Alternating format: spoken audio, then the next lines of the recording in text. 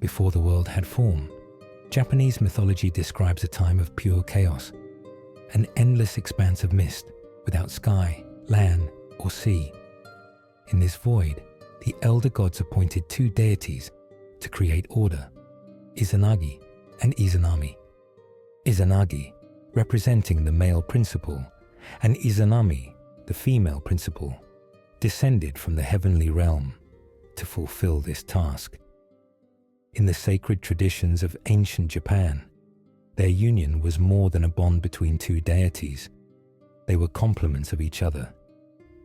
Together, they represented the essential balance from which all existence could emerge. The elder gods entrusted them with a great task, to bring order to the chaos below.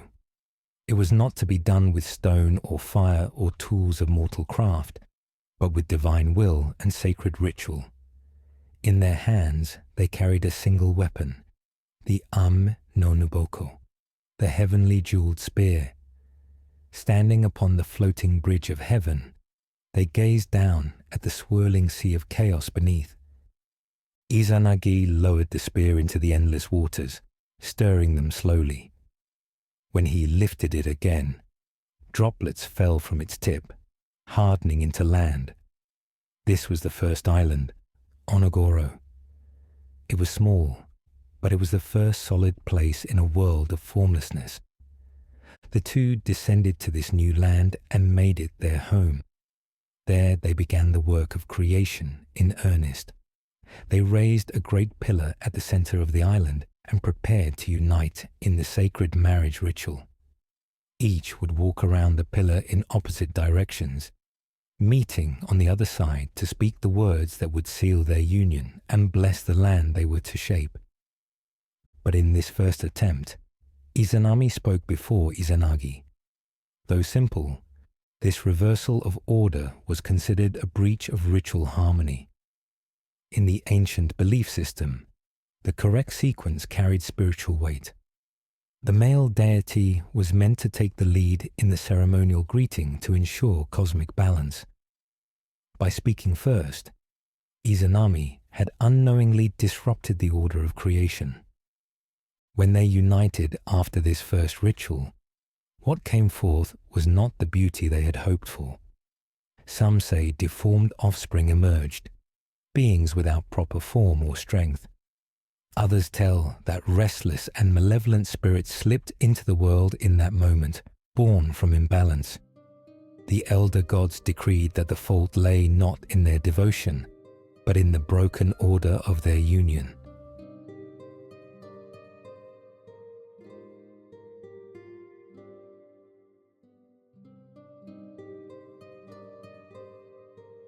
And so, they began again.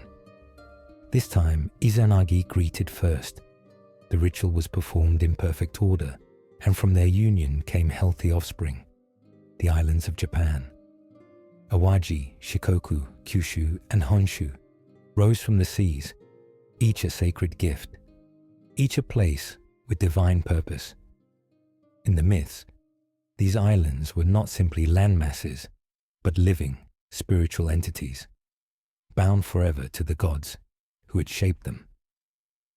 Once the foundation of the land was complete, Izanagi and Izanami began to create the forces that would fill it.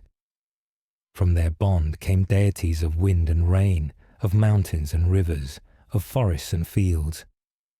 The world became more than rock and water. It became alive with the breath of divine presence. The couple worked in harmony.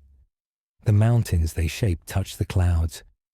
Rivers flowed with the voices of the gods. The forest whispered with the sound of unseen spirits. Time, which had not existed before, began to flow.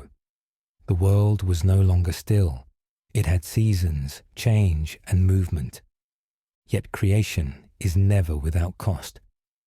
Izanami had brought forth many gods, each tied to an element of the natural world. But with the birth of Kagutsuchi, the god of fire, tragedy struck. The child's flames burned her terribly. Even for a goddess, the pain was immense. Her wounds were too great to heal. Izanami lay weak and fading. Though she had given life to the land and its deities, her own life was slipping away. Izanagi held her, but the fires had already taken what could not be returned. In time, she passed from the world of the living and descended into Yomi, the shadowy realm of the dead. Izanagi was left alone. The land they had made together stood around him, mountains, seas, forests. Yet it all felt empty without her presence. He buried her at the foot of Mount Heba, raising a tomb in her honor, and laid offerings by her side. But grief does not loosen his grip easily, and he could not accept that their work together was over.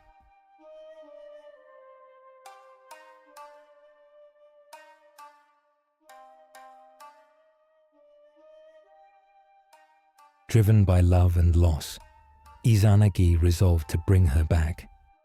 He turned his eyes toward Yomi, the land beneath all life, where the spirits of the dead reside. The path there was not meant for the living, but he followed it nonetheless, crossing rivers that whispered in voices of sorrow and walking under trees whose leaves had long since withered. When at last he reached the gates of Yomi, he called her name. From deep within the darkness, she answered.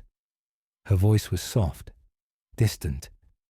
She told him it was too late. She had eaten the food of the underworld and could not return to the land of the living. But Izanagi would not give up. He pleaded for her to come back, to stand with him once more in the world they had made. Moved by his devotion, Izanami agreed to ask the lords of Yomi for permission to leave. She warned him that he must not look upon her until the request was granted. If he did, the chance to return would be lost forever. Izanagi agreed, but as the moments passed, the silence grew unbearable. Fearing she might have vanished or forgotten him, he lit a small flame to see her. What the light revealed was not the goddess he remembered. Her body had decayed, her flesh marked by death, crawling with the spirits of rot. She was no longer a being of life, but one bound to the realm of the dead. Izanami, seeing his reaction, cried out in rage and shame. The laws of Yomi had been broken. She ordered the hags of the underworld to chase him, and the hunt began. Izanagi fled through the dark passages, pursued by the relentless spirits. At the mouth of the underworld, he found a massive boulder and rolled it into place, sealing the entrance. Izanami was trapped within Yomi, her voice calling out from the other side. A voice that was no longer gentle, but filled with the cold weight of death. Izanagi stood before the sealed entrance, his chest heavy with grief. The stone between them was more than a barrier between worlds. It was the final, unbreakable divide between life and death. From the shadows behind the rock, Izanami spoke one last vow. She declared that, from that day forward, she would claim 1,000 lives from the living each and every day. It was not revenge, but the natural law of her new domain. Death she now embodied. Izanagi, in turn, made his own vow. For every 1,000 lives taken, he would create 1,500 more. His words were not a defiance of death, but a promise to honor life. In their final exchange, they defined the balance that would govern the mortal world. The endless cycle of beginnings and endings, loss and renewal. He turned from Yomi and walked away. But the journey through death had left him touched by its shadow.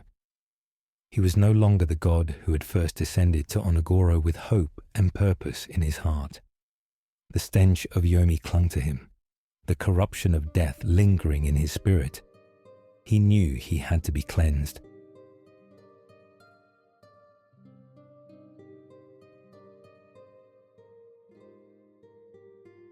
He traveled until he reached a pure river. There, he performed the ancient act of purification, misogi. Step by step, he removed the garments he had worn in Yomi, casting away the corruption that clung to them. He entered the water, letting it wash over him. Each touch of the river stripped away the residue of the underworld, restoring his divine clarity. From this ritual, new life emerged.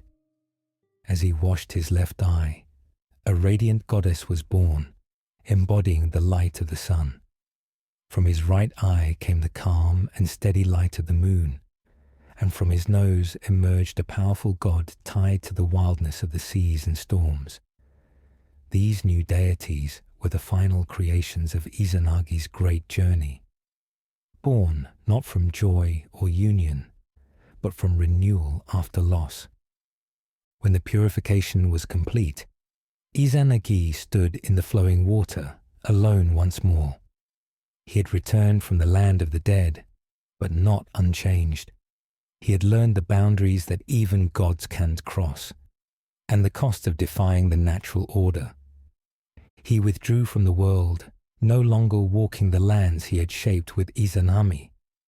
The islands, the mountains, the rivers, all remained as they had made them, but now they belonged to the mortal world and to the countless generations that would come after.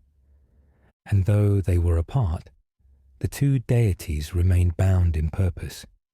Izanami ruled in Yomi, guiding the dead into her silent domain. Izanagi remained in the world above, his vow of creation continuing through the lives that filled the land. Together, they formed an eternal balance. She, the stillness at the end of life.